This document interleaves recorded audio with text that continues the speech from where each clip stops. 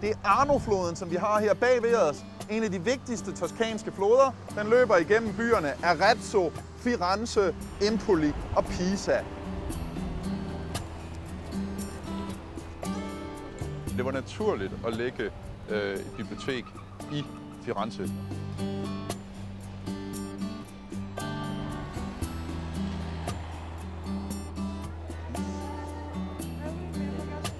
Palazzo Vecchio, det gamle palads. I dag vil vi bare kalde det rådhus. Man har mange opstillede figurer. Man har Neptun, der markerer, at Toskana var storhertugdømmet Toskana, havde havmagt.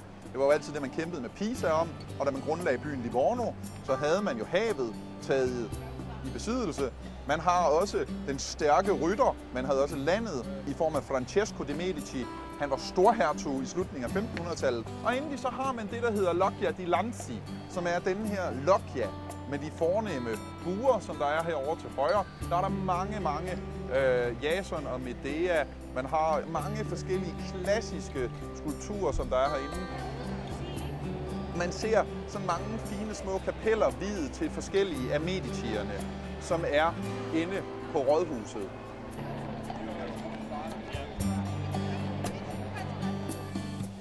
Ponte Vecchio, tit og ofte omtalt som Europas ældste bro. Den nuværende bro, den stod færdig i 1333 og var oprindeligt slet ikke bygget på denne her måde. Det var det sted, hvor man lod de handlende være. Det var særlig meget slagterhandel, men der var også forskellige andre lav. I 1500-tallet så blev det nu de mere fine, som kunne handle der. Det var guldsmedene. Der er også en statue af nok en af de fineste guldsmede midt ude på broen. Det er der, hvor man egentlig kan kigge ud. Og efter at guldsmedene de nu kom, så begyndte de at skulle have deres butikker ud bagved. Og det var der, man begyndte sådan at bygge, hvad kan man sige, huse på. H.C. Andersen, han var hernede, så han skrev et lille digt om en lille dreng, som var hjemløs, og den eneste beskyttelse, han kunne finde, det var metalsvinet, som beskyttede ham, og han holdt til her i området.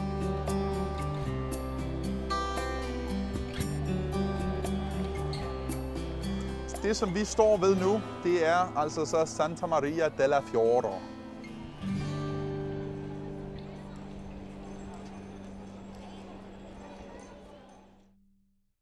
Vi har set rådhus, og Anders har fortalt rigtig meget om alle de ting, der er på det rådhus.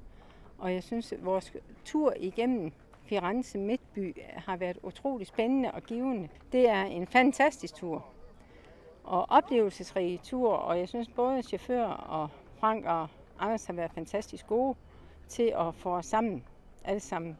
Jeg synes, vi har fungeret som et hold.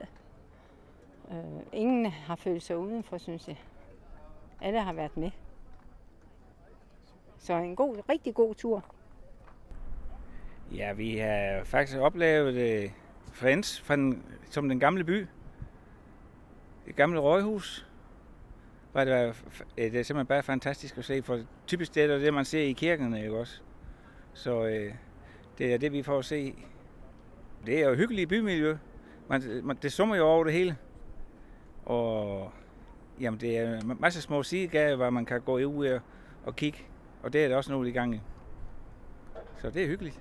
Det er bare fantastisk. Du får den ene oplevelse efter den anden. Og en masse ting at se. Og vi får mere at se, end vi har forventet hjemmefra i hvert fald. Helt bestemt. Det er første gang, vi er så langt syge på med en bus. Jeg er forbavset over, at turen den gik så godt hernede, som den gjorde. Jeg har kun hørt godt om Nille. Nu har jeg selv en svog, hvor det er buschauffør eller turistchauffør. Så ham spurgte jeg lige først. Okay, Nille, han er god nok. Det har været inspirerende at gå rundt i og se byen med alle deres seværdigheder. Og vi har fået en masse kulturel snak med Anders. Og det har været spændende. Og ja, så har vi nyt de dejlige små steder, hvor jeg er inde og spise og få lidt kold øl. Så det har vi rigtig god af. Vi har været inde og se Domkirken blandt andet. Vi har Rådhuset, for tæt på Rådhuset også. Vi har været inde og kigge lidt forskellige. Pinocchio har vi rendt på også, jo, for jeg ikke skal glemme det. Der har vi fået nogle gode billeder fra afsprøven. Det har været en fantastisk tur indtil nu. Vi glæder os også til de kommende dage. Det her det er jo 9. gang, vi rejser med Nille. Så Vi har altid haft gode oplevelser, gode rejser, god service, og det er nok også det, der gør, at vi vælger at rejse med dem.